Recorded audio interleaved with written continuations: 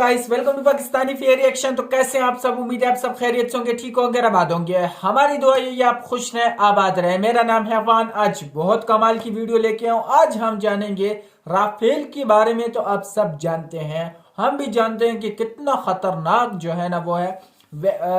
उसका भी बाप आ गया है भारत के पास। भारत से पाकिस्तान और चाइना दोनों कांपते थे राफेल की वजह से, लेकिन भारत ने अब राफेल का भी बाप निकाल डाला। तो बिना किसी देरी के काउंट ऑन करते हैं। भारत बहुत तेजी से आगे ग्रोथ कर रहा है यार। अभी पंगा ना लो वरना मुंह के बल गिरोगे। 3, 2, 1 एंड स्टार्ट। दोस्तों, राफेल कितना ताकतवर फाइटर जेट है, इसके बारे में आपको बताने की जरूरत नहीं है, क्योंकि यार राफेल को 5वीं पीढ़ी में दुनिया का सबसे खतरनाक फाइटर जेट माना जाता है। राफेल की धमक से सिर्फ चीन ही नहीं बल्कि पूरा का पूरा एशिया कांपता है। राफेल कितना ताकतवर है, इसका अंदाजा आप इसी बात से लगा लीजिए कि चीन अपने 5वीं पीढ़ी के लड़ाकू विमान से भी राफेल का मुकाबला नहीं कर सकता। राफेल का नाम सुनते ही चीन और पाकिस्तान के पसीने छूटने लगते हैं।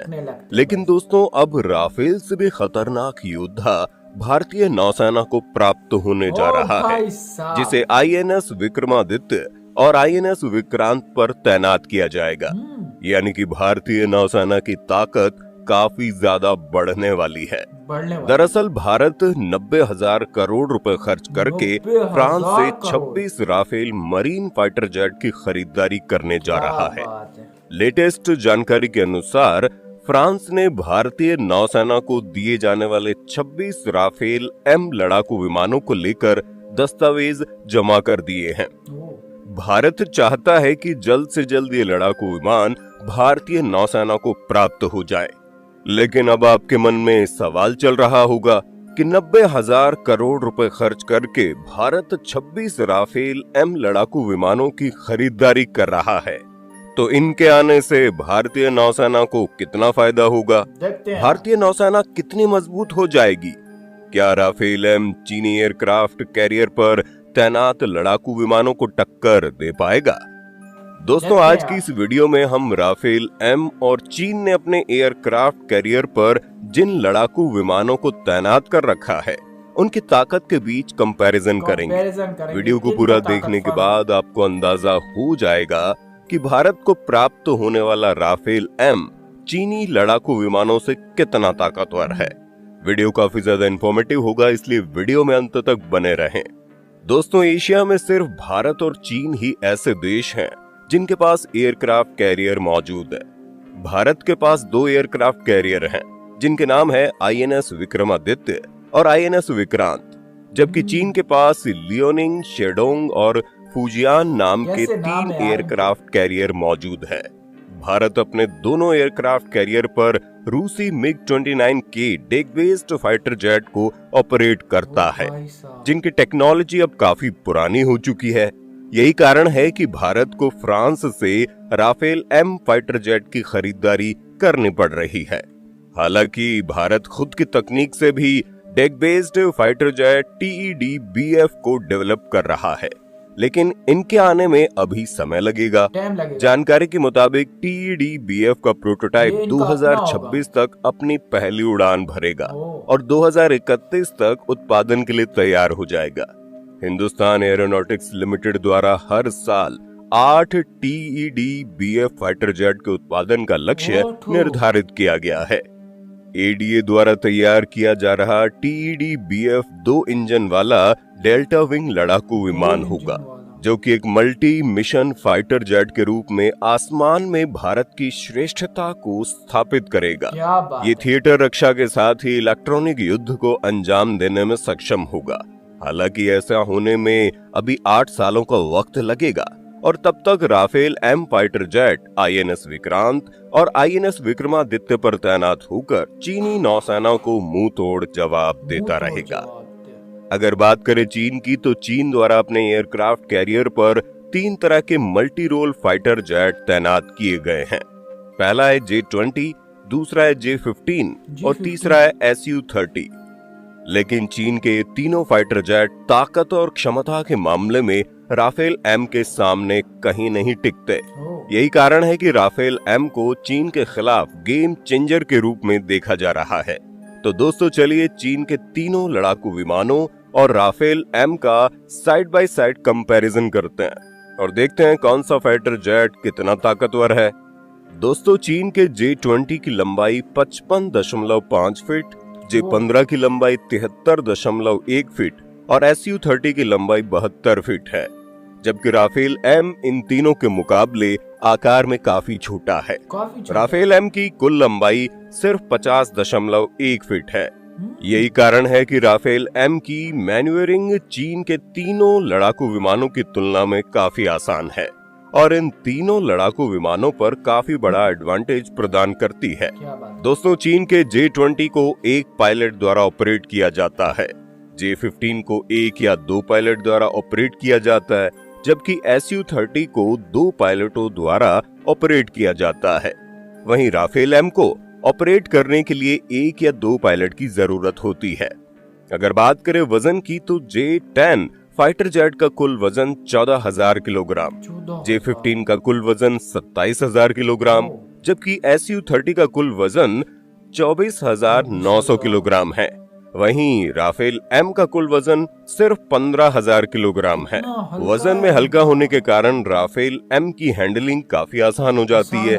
ये चीन के J-10 से थोड़ा सा भारी है, लेकिन J-15 और Su-30 से काफी हल्का है। दोस्तों इंटरनल फ्यूल कैपेसिटी के मामले में राफेल एम चीन के तीनों लड़ाकू विमानों को मात दे देता है। J-10 की इंटरनल फ्यूल कैपेसिटी 8,950 लीटर है, J-15 की इंटरनल फ्यूल कैपेसिटी 9,500 लीटर है, जबकि Su-30 की इंटरनल फ्यूल कैपेसिटी 9,400 लीटर है।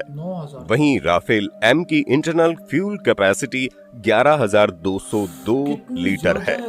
ये बात तो आप भी जानते हैं कि जिस फाइटर जेट की इंटरनल फ्यूल कैपेसिटी जितनी ज्यादा होती है, वो फाइटर जेट उतनी ही देर तक हवा में उड़ान भर सकता है और डॉग फाइट में सबसे अच्छा होता है। यानी कि डॉग फाइट के मामले में राफेल एम चीन के तीनों लड़ाकू विमानों को मात देने में सक्षम है। अगर बात करें स्पीड की तो J-10 की मैक्सिमम स्पीड 2205 किलोमीटर प्रति घंटा, J-15 की मैक्सिमम स्पीड 2963 किलोमीटर प्रति घंटा, जबकि Su-30 की मैक्सिमम स्पीड 2120 किलोमीटर प्रति घंटा है। वहीं राफेल एम की मैक्सिमम स्पीड 2205 किलोमीटर प्रति घंटा है। यानी कि स्पीड के मामले में राफेल एम J-15 से तो पीछे है, लेकिन J-10 और Su-30 के बराबर है।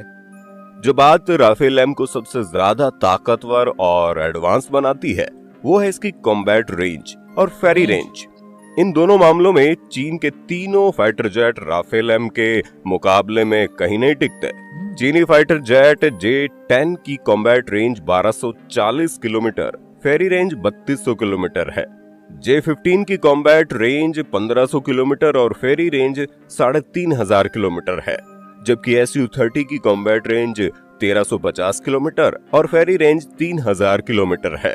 वहीं राफेल एम की कॉम्बैट रेंज 1850 किलोमीटर और फेरी रेंज 3700 किलोमीटर है। दोस्तों हथियारों के लगाने की क्षमता के मामले में चीन के तीनों फाइटर जेट राफेल एम से बुरी तरह हार जाते हैं। चीन के J-10 फाइटर जेट में 11 हार्ड पॉइंट्स दिए गए हैं, यानी कि इसमें 4 तरह की हवा से हवा में मार करने वाली मिसाइलें, 90 मिलीमीटर के अनगाइडेड रॉकेट्स, 23 मिलीमीटर की गन और 4 तरह के बम लगाए जा सकते हैं। J-15 फाइटर जेट में 12 हार्ड पॉइंट्स दिए गए हैं, यानी कि इसमें 9 तरह के हथियार लगाए जा सकते हैं। 30 मिलीमीटर की एक गन भी लगी हुई है।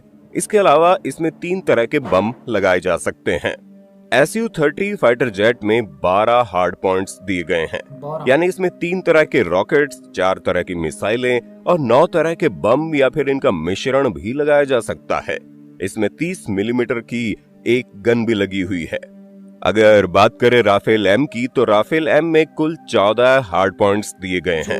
इसमें 7 तरह की हवा से सतह पर मार करने वाली मिसाइलें, 3 तरह की हवा से हवा में मार करने वाली मिसाइलें, एक परमाणु मिसाइल या फिर इनका मिश्रण भी लगाया जा सकता है।